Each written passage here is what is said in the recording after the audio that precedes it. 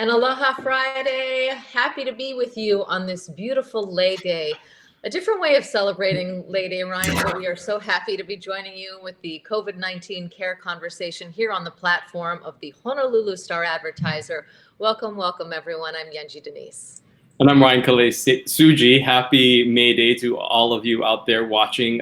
You're right, Yanji. A little bit different than what we're used to celebrating here in Hawaii, but great to see a lot of people participating. We'll talk a little bit more about what May Day means to Hawaii in this circumstance. But of course, we want to welcome everybody watching right now on the platform of the Honolulu Star Advertiser. We already see some comments coming in. We love to see when our viewers and our friends over there on Facebook are writing in. So please let us know where you're watching from and share this video. And of course, we want to thank our sponsors, the Hawaii Executive Collaborative, as well as Hawaii Pacific Health, who is now helping us to get this conversation out. Of course, HPH is a collection of hospitals throughout the state, really helping to keep Hawaii healthy and really in this cause, working on the front lines to protect many of us here in Hawaii. Yes, and so much of what we want to share with you is information that you need to know, and helping us in that effort this morning is Nick Redding of the Hawaii Data Collaborative. He's going to be joining us in just a few minutes. They've really been crunching the numbers both on the health side and the economic side. He's got some great slides to share with us and some really interesting information about where we are, where we could have been, and hopefully where we are going when it comes to health. And then some pretty sobering statistics when it comes to the economic impact of COVID-19 and how fast things have deteriorated since the start of the pandemic here in Hawaii. Of course, we always like to start with the count, and again, single digits, Ryan, so we are so happy to see that. Yeah, so 11 days in a row now, we're seeing those single digit new cases that are being reported. 10 new recoveries, also bringing the total of recovery now up to 526. But the total right now for the state of Hawaii is 618, which were the 5 new cases that were reported yesterday. Of the new cases, 4 were adults and 1 minor. But again, we're continuing to see those single digit numbers. And again, we'll talk a little bit more to Nick about these statistics, these numbers, what it all means. But some good news in that sense, where 85% of the people that have been affected here in Hawaii are now classified as recovered. So we are seeing those numbers continue to drop, and good to see that everyone who's doing their part has helped to keep that curve flattened. Yeah, and of course, what makes that all possible are the amazing frontline workers, the people who are keeping us all healthy and safe. And so to honor them on this May Day, the city, the Department of Parks and Recreation, is asking that if you have the capacity to make a lei, and it doesn't necessarily need to be a flower lei. Oh, that's a little bit later, but oh yeah, sorry. But that's okay. That's also May Day. The city is asking you to put a lei out on your mailbox or out in front of your home to show your aloha to these folks, these frontline workers, whether they are people who are delivering your groceries, whether they are the EMS and the healthcare workers, just people who, your postal worker, whoever it is that is making, the trains run on time, so to speak. We want to show them our aloha. So we expect to see quite a few lei adorning the islands today.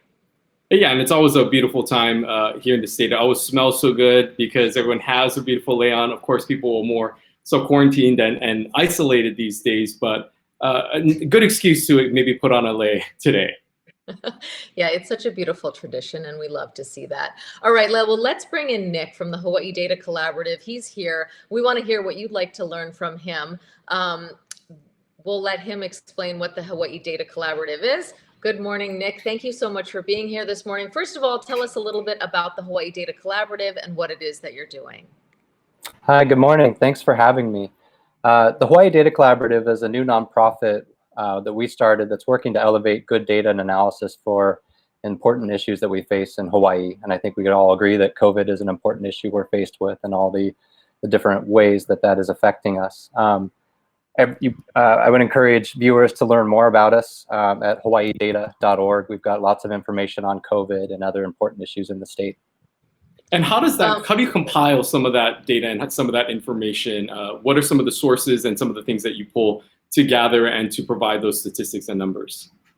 Sure, we pull data from state agencies, Census Bureau, and other sources. Traditionally we had focused on data that came from reliable, regularly reporting sources. But now in the face of COVID, we've really focused on where's that timely data that we can find that helps us understand how the situation is unfolding. The data that we had before COVID hit was very useful, but I think it's easy to see that the Hawaii of today, especially economically and health situation, is very different than it was just a couple of months ago. So we were talking about the numbers at the start of this broadcast, and we're seeing 11 days now of single digits. The Lieutenant Governor has said that we are flattening the curve. Tell us a little bit about those numbers. Are we there? Yeah, absolutely. We've flattened the curve. We're actually on the downward trend of the curve. I think we have a graphic we can show. I could say a couple of things. So first of all, apologies that this is so small for viewers. We have a version of this on our website that you can check out later. But there's two things to notice in this graph. The first is that, for the first 2-3 weeks since the first COVID case in Hawaii, we were looking at a doubling of confirmed cases every 3 days, which is a pretty sharp day-over-day increase. That's the curve that we were so worried about and concerned about when we would hit that peak. We can see from this that after about 2 or 3 weeks, because of the measures that we took, that is no longer the case, that we've diverged quite a bit from that every 3-day doubling. And now, as was mentioned earlier, we're in the single digits in terms of day-over-day increases. The other thing I'd like to point out with this graph is that it highlights both how we've changed the curve and how much less severe the number of cases in Hawaii is relative to some of the harder hit states. So we've put on this graph New York and Louisiana, who we've been watching in the news and seeing that these states have been hit very hard.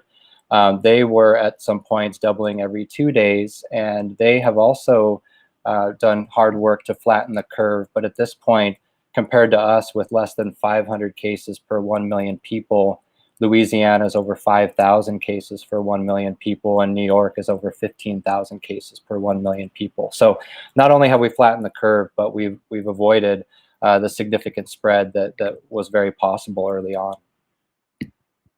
I want to make sure that we bring in our viewers into this conversation. So Brandon has a question, and I know this can be a political one too, so we're going to stay away from that and just focus on the data. But he says, when, in your opinion, can we reopen the state? Now, I'm not asking you to give us a date, but when people see that flat line, they think, why can't we go out? Why do we have to wait until the end of May? What can happen to those numbers? How stable is that flattening of the curve?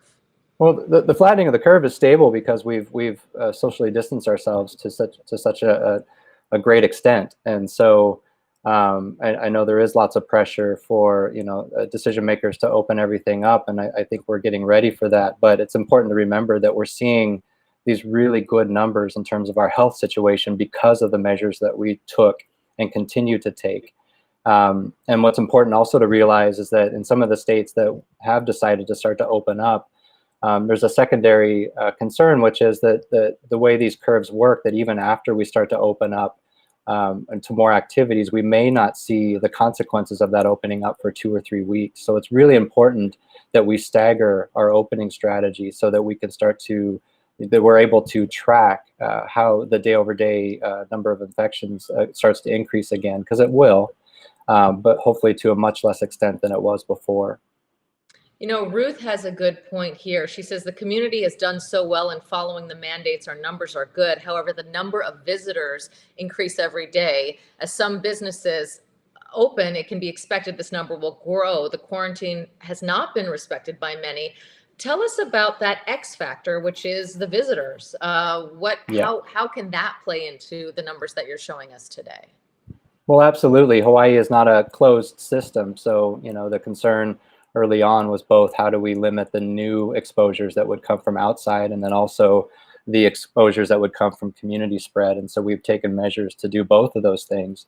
But now what we'll start to see is that both we will start to, as residents of Hawaii, move around more and interact more, which is one factor for spread of COVID. And then secondarily, we'll be bringing new people into the state who are coming from all over.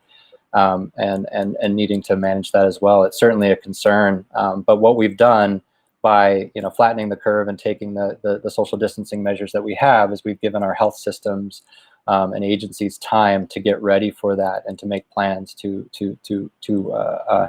open up in a way that allows us to be safe in doing so. The other component of this, of course, is the economic piece, and I know you've brought us some data on that as well. Let's take a look at that, and if you could talk about what we're seeing, if you could just break down this graphic for us as well. Sure. So what this graph does is it basically categorizes Hawaii's households in terms of financial health at three levels: households that are financially stable, those that are financially struggling, and then those that are unfortunately in poverty. And if we read it from left to right, on the left-hand side is the number of households that were estimated to, before COVID hit, that were estimated to be in each of those three categories. On the right are what our early estimation, we estimate for today post-COVID, given the economic downturn that's resulted from our social distancing measures. And so, what this means in terms of, it's over half of households have experienced some change in income, downward change in income as a result of our measures. And what we see here is, significant numbers of financially stable families falling into both financially struggling and poverty situations, and then those that were struggling pre-COVID now in danger of falling into poverty. What is really important to understand about this graph is it doesn't reflect the various stimuli and benefits and relief measures that have been taken at the state and federal level. It doesn't include unemployment benefits and things like this. So this illustrates what a non-intervention strategy or a non-intervention economic impact would look like for Hawaii. When we run the numbers, it's changing all the time, and our understanding both of the benefits available and the execution of those benefits, it looks like we're mitigating a lot of the changes you see in this graph, except for in that financially struggling category, that even with those measures, it's about 20,000 households we estimate that are more households will be in the financially struggling category. So for now, we seem to be able to kind of hold off the financial consequences for our families that we see here, but only temporarily. So it's important to think about going forward, given that our economy won't just open back up to levels that they were before. How can we continue to be aware of the financial situation of our families and take measures to help them get through this? What's shocking to me about these numbers is how fast that decline happened. We've been closed for less than 2 months. It feels like a really long time, and it definitely is. But those declines are so rapid and so fast. If we continue to close, as we are going to be for May, and who knows how long it'll take to get the visitor industry ramped up, how many more families do you see sliding down these slopes? Well, so this represents, it looks fast, but what it is given the fact that our economic activity has changed so much, what would we expect in terms of family financial situations? All the especially the visitor industry, but other sectors that have been really hard hit by that, those people that no longer have jobs have been laid off. This is what the situation would be like given that. And so what we have to imagine that as the economy starts to open back up, where will we see those, the uptick pretty quickly again, so that many of the families that would fall pre to post COVID won't be doing so because those industries will be doing okay again, versus, arguably the visitor industry, which, there's a lot of conversations about how can we, there's the spread side concern of new infections from visitors, but there's also the other concern, which is we need the visitor industry to recover for our financial situation to recover for many of our families. There's a question here. Bernadette wants to know, where's Ryan? So Ryan, come on back, because you are missed. We want to bring you back into the conversation and get your take as well. One of the things that I think some of the questions that people might have is when we look at moving forward and some of the testing that's going to have to happen and take place, we're obviously going to see maybe more tests that are done and conducted, meaning more people will have the opportunity to take this test. Maybe those who are asymptomatic. Could the reflection of those results change sort of the skew of what we're seeing now with the numbers, being that the data that we have now is based off of the limited testing that is happening, but the more people obviously that get tested, the more cases we may see than what we previously see now. So how does that balance with the amount of tests that we could potentially be having? Yeah, what I would say is, in terms of the numbers we're looking at now, the limitations in testing is less of a concern. And when we were really trying to get a sense of where the curve was, there was a lot of interest. When are we going to hit the peak?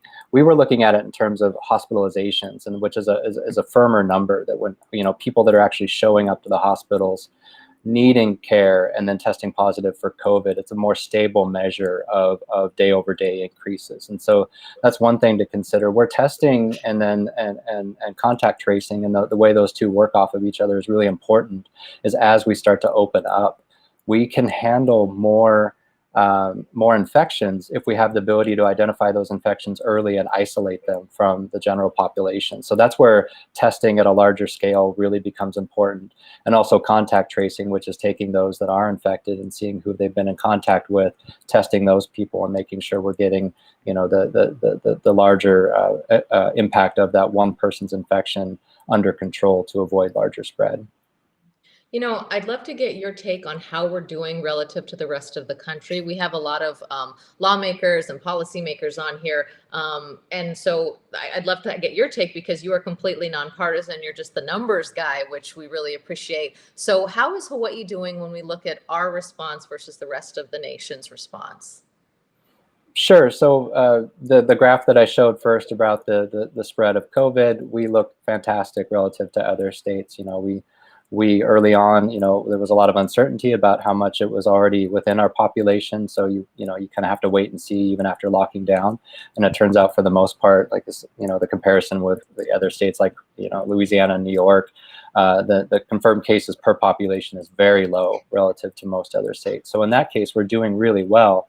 Economically, I wouldn't say we're doing very well relative to other states, although there's a lot more to consider with something like that.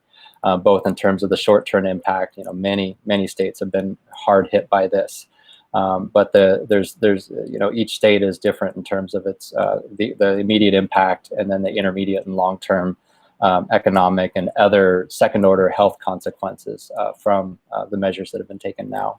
So there's a lot more to be determined on the financial impact and other measures in terms of how we're doing relative to other states.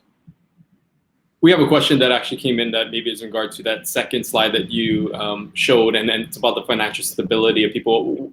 What do you consider financially stable? How do you base that information based on where we live and maybe cost of living?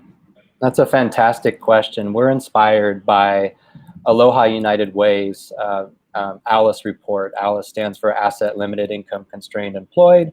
And they really were demonstrated leadership in the state in terms of pointing out that there are families that aren't in poverty but are just above poverty and at risk of falling into poverty with just one financial event or other kinds of circumstance. And so, and the number they attached to that was 48% of households in the state are either in poverty or just above.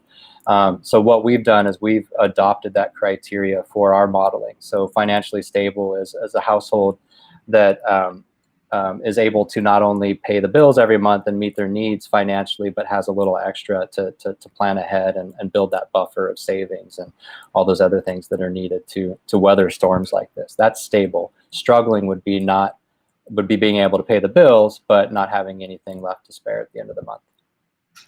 What do you think it's going to take? When we look at the economic recovery, and I know that that's a really, that's the $1 million question, but when we saw those people declining in that way, what does it then take to lift everybody back to where they once were?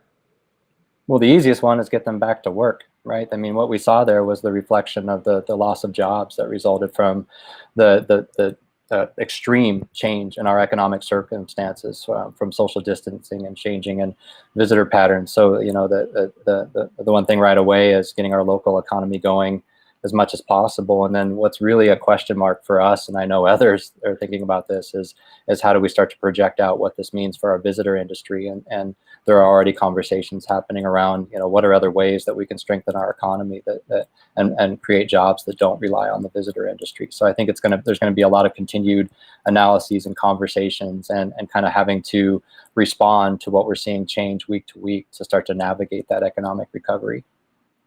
For the layperson who wants to gain a deeper understanding, I know you recommended the website. I know you have a whole, can you tell us a little bit about that? You've got a whole COVID sort of direction there that people, everyday folks like us who don't totally understand all the Sure. math can read and try to be informed.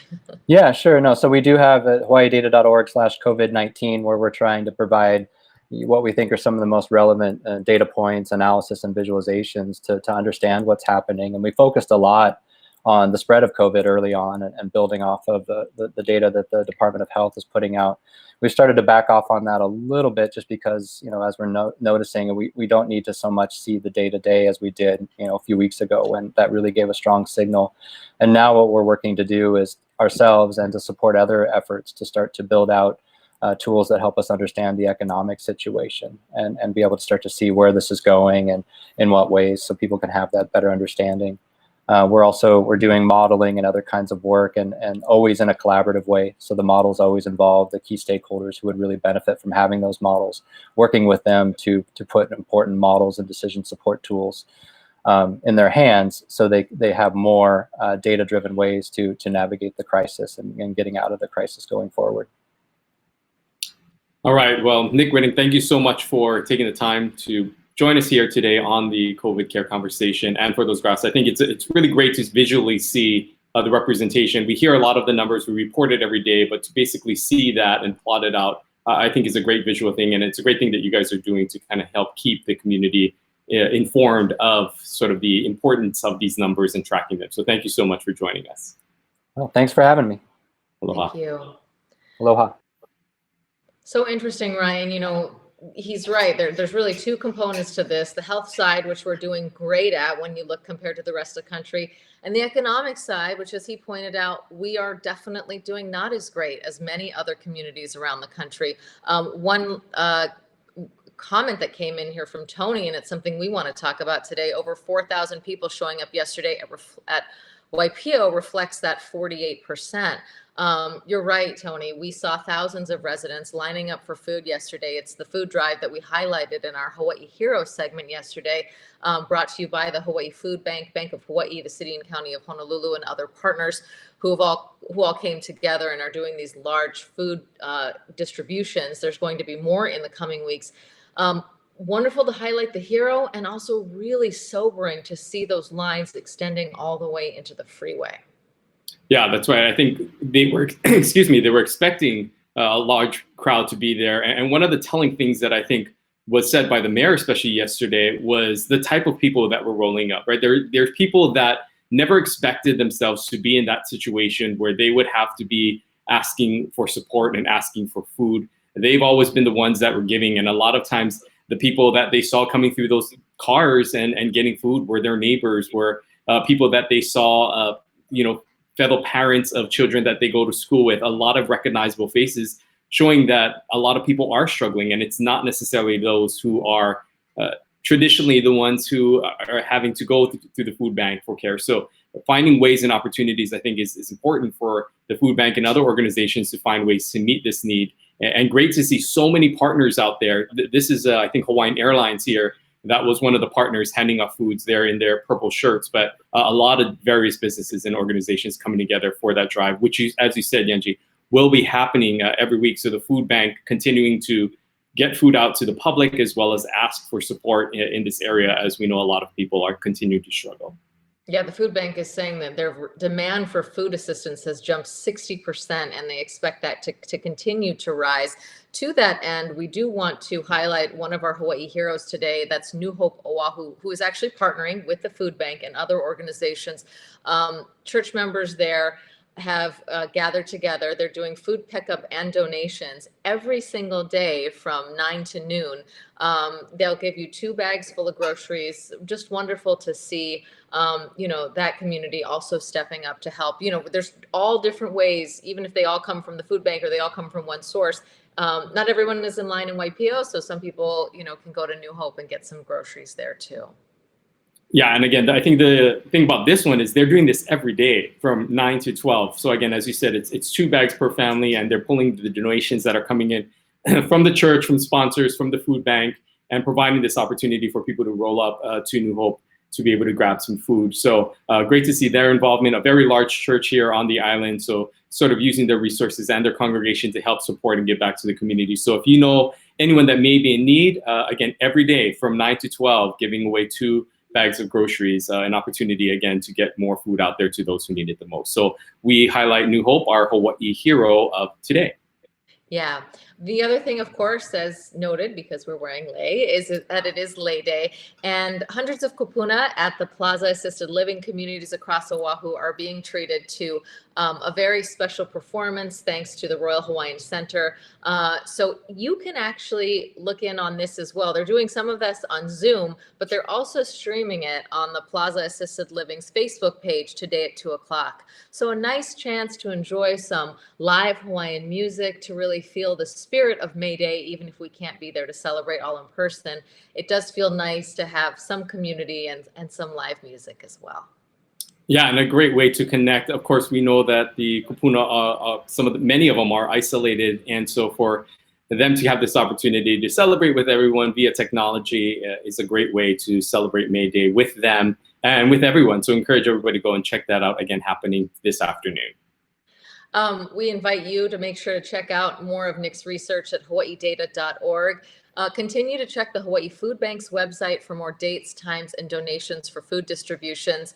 We always remind you, fill out this census because it's important for Hawaii to stand up and be counted.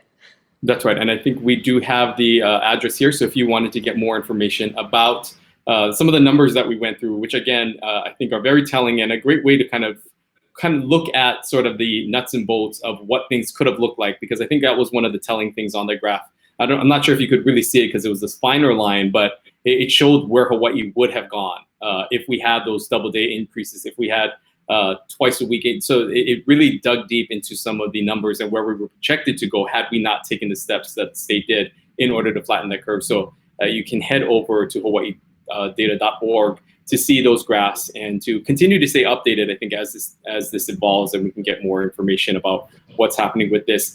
We also want to encourage you to tune back in next week, another full week, a lineup of guests that we have coming back. We have Governor Ige, who will be talking with us on Monday to give a little more insights about some of the things that will be happening as more businesses come online. So we're seeing some of the phasing out of this stay-at-home order and more businesses that will become available for operation. So we'd like to talk to him about what some of the next steps are. If you have specific questions, if you have businesses that you are involved with or need and utilize, and you want to know specifically when do you think maybe barbershops are going to open up again, make sure to enter your questions and we can get to the governor to see where some of those businesses fall within their plan for reopening the state. And then again on Tuesday, a very popular guest, Scott Murakami, will be back here.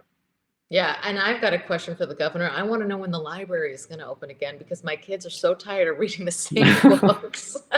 So I will be asking that one. But in all seriousness, we do really encourage you to join us every weekday here, 10:30, on the platform of the Honolulu Star-Advertiser. We've made it through April. It's hard to even think back, but lockdown began statewide March 25th. We made it through April. Now we have to make it through May. We will get through this. Please continue to wear your mask, socially distance.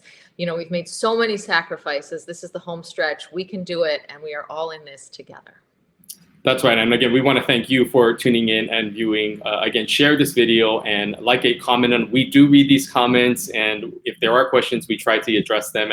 And also, if there are other guests that you'd like to hear from, we want to be able to bring you those answers as well. Again, we want to thank our sponsors, the Hawaii Executive Collaborative, as well as Hawaii Pacific Health, for their contributions in making this show possible and bringing it to all of you. So have a great weekend. Happy Lei Day, and we will see you back here next week at 10:30.